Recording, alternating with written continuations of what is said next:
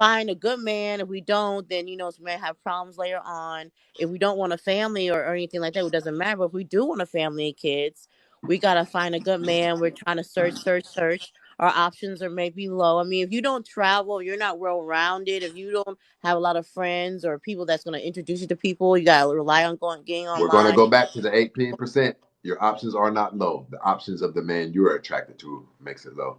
54% of African American men are single and childless. 57% of African American men make middle class income or higher.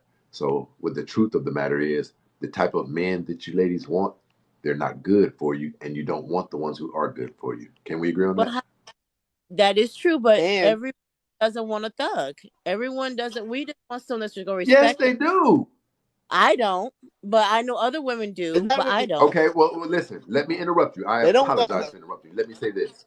Here's the problem that you guys are having. I agree with you. Every woman doesn't want a thug.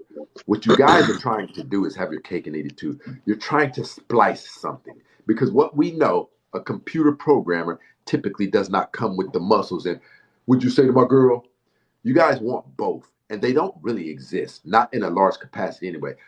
The guy that you do like for his masculinity, his rough around the edgeness, right?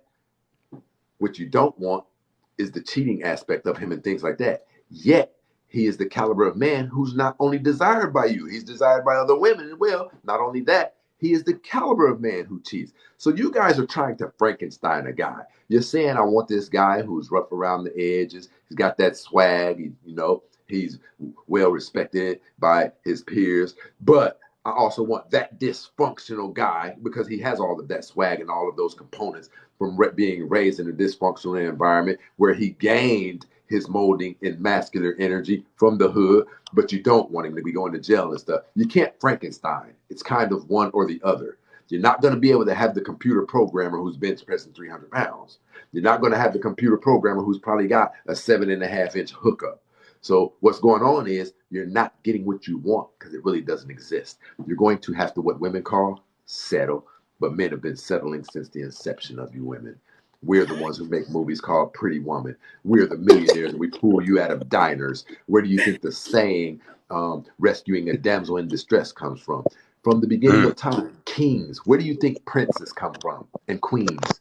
They come from noble beginnings. They were peasants. And then they married a king, and now they're a queen. So you guys need to get on our level and do what we were doing. Okay, so Yeah, that was a good speech. that's a lot. Uh, me Yeesh. personally, That was good. for